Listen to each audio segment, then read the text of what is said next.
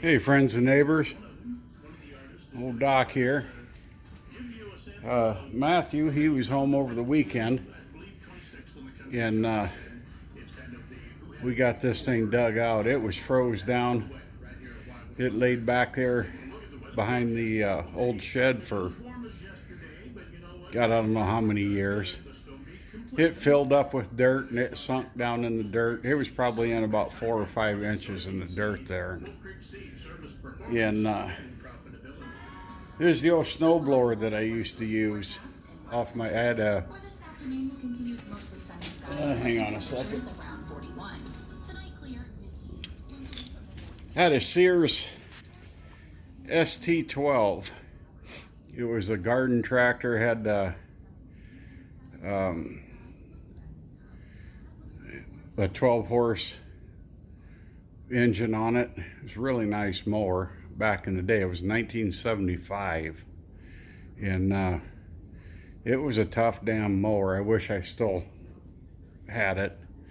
The motor crapped out on it. It had been rebuilt a couple dozen times, and finally I scrapped it, and I wish I'd have kept it and just put a different motor on it. But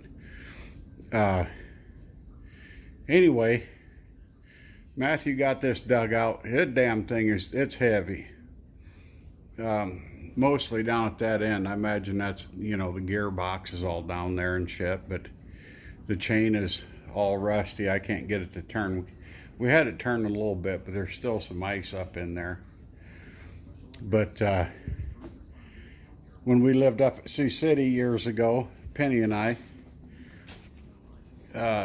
we lived at a dead-end street, and I'd come home from my day job in the evening and I'd blow out driveways, and I'd make more money in one night blowing out driveways with this and that old Sears mower in one night than what I made all week at my damn day job.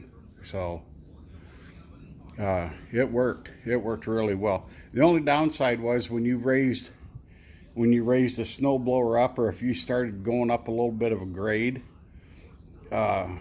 it would slack the belt, the drive belt, and the blower would stop turning. And so that was the only downside to it. There was no idler pulley to keep it tight, you know, if you raised it up or anything. And this belt here, this was the drive belt. Let me back up here. I can't get back any closer. I'm up against the door. This is the drive belt. Went around here and then down on the horizontal pulley on the engine. And so like I said, when you raised it up, it slacked the belt and quit turning. But it would blow the snow. I guarantee it. I don't know what I'm going to do with it, but I thought, hell, I better get it out there and get the dirt out of it and clean it up. I might repaint it. Ain't no sense in it going to hell. But you can't hardly... Let me see if I can get it to focus. You see, starting right here and going up to the end, you might be able to, you see that little divot right there in my finger? That's from this snowblower. That is no kidding. One morning we had pretty good snow, probably 10 inches or so, and I went out and started blowing out the driveways in the neighborhood and stuff.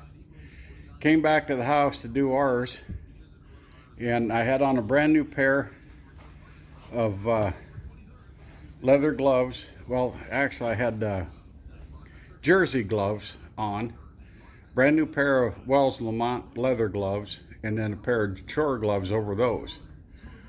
And it was a heavy wet snow, and the damn chute kept plugging up on it. And my battery on the tractor, it was shit. So every time it'd plug up, I'd have to shut the tractor off, and I had a crescent wrench, and I'd reach down in there and jam the snow down and then start the tractor back up. Well, it got to the point where it wasn't going to start again, so I just left the damn thing running, and I pulled the blade back, but there was no snow down here, so it was turning somewhat, but you know, not wide open. And the chute plugged up, and instead of shutting it off, I got off the tractor, took that crescent wrench, and I was knocking that packed snow down out of there. And I realized that I didn't have that damn wrench in my hand anymore. And I knew the son of a bitch was going to, or excuse me, I knew the damn thing was going to come back out. So I put my hand up like this so it wouldn't hit me in the face. Well, it came out and it hit me in the hand. Went up over my shoulder and out in the street. So I walked out in the street. It hurt. It felt like somebody, you know, snapped the end of your finger with a rubber band or something. So I walked out in the street to pick up my wrench and bent over, and I grabbed a hold of the wrench like that. And when I grabbed that wrench, boy, it was just like lightning shooting up my damn arm. And I thought, what in the hell? So I picked up the wrench with the other hand and walked back over to the tractor at the end of our drive, and I pulled my gloves off, and this whole end of my finger was laid over on the back side. And I mean, just the bone from here on up was sticking out, and all the skin and meat was flipped over backward against the rest of my finger. So I knew Penny was just going to have a fit when I went, and it was bleeding like hell. So I flipped the skin back over, put my glove back on, went up to shut the mower off, or the tractor, went up to the house and walked in the door and went straight in the bathroom, bibs on, coat and everything. And Penny knew something was wrong, and I went right in the bathroom and closed the door and took my glove back off, and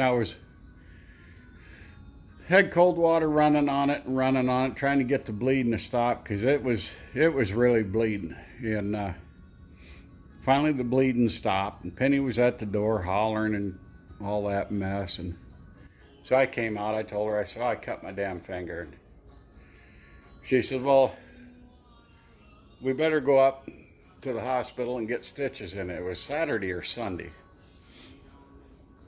I said, no, it's all right. It's all right. I said, I'll put a Band-Aid on it here in a little bit. And so we sat down at the kitchen table. We were drinking coffee, and it was all fine and dandy when I held my hand, you know, like this. Well, my sister called, and we were talking on the phone, and I reached across the table to grab my cigarettes, and when I went like that, stretched my fingers out to grab that pack of cigarettes and my lighter, that meat on the end of my finger, it boing, flipped right back off the goddamn bone again. And Penny saw that bone sticking out, and she jumped up and she says, we're going to the hospital. And I didn't even have our driveway blown out yet. So she went out, started her car up, and she scooped a little bit from behind her car. Well, I took off the bibs and all that. We go up to the hospital and walk in, check in at the desk, and the old gal at the desk, she asked me what happened. I told her, I said, I dropped a wrench down the snowblower chute and came out and hit me in the hand. And she says, oh, you're number 13 this morning. I said, number 13 for what? And she said, the 13th one for snowblower accidents. Like that made me feel special, right? So we go back, and the nurse, she cleans it up and everything, and it just, when I had the skin and stuff pulled back over the bone, it just looked like a lobster tail, you know, a cooked lobster tail, like it, you know, it's split open. That's what it looked like. So it didn't look bad. So anyway, the doctor, he comes in and he looks at it and he said, oh, that's not bad. He said, I think we'll just bandage that up. And I said, well, that's what I was going to do. I said, but watch this. And I went like that, and that whole end of my finger just boinged right back off, and there's the bone sticking out. And I thought he was going to vomit right there on the floor. And so he said, oh, well, we better stitch that up. And so they put, I don't know what it was. He pulled it back over there, gave me some shots, and the shots in my damn finger hurt. You know, the Novocaine shots hurt worse than what my finger did from the start. But so anyway, sewed it up. That's just one of the many times I had stitches in my hands. I've had, I don't know, I've had more stitches in my hands than years I've been alive. But so anyway, I thought I'd just clean this up a little bit, get it freewheeling. I don't know what, I got all the frame and hardware that goes back here. And I hate to, you know, I don't want to throw the damn thing away because it worked really well. And I may try to find another one of those old Sears mowers, and because it had a high and low on the transmission. So you could creep along, or you could, I think it ran like 12 miles an hour, something like that, in third gear and on the high side. And there's a sticker. What is that? 8 inches of,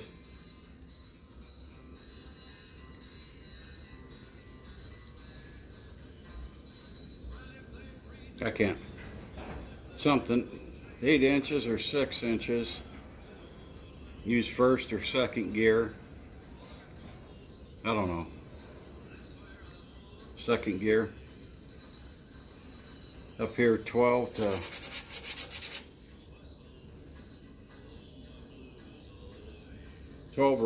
12 inches or over. First gear. 6 to 12. First gear or second gear. 0 to 6 inches. Use first or second gear. Anyway, that's just a little background on this. And God damn, I got my pocket hooked up. So that's the old Sears. I thought about making a frame and putting it on the front of this four-wheeler here, but it's a little bit too narrow. If I did that, I'd have to put some wings come out here an inch or two. But I don't think I'm going to go through all that. But I do want to clean it up and keep it from turning to crap. Maybe I'll sell it. I don't know.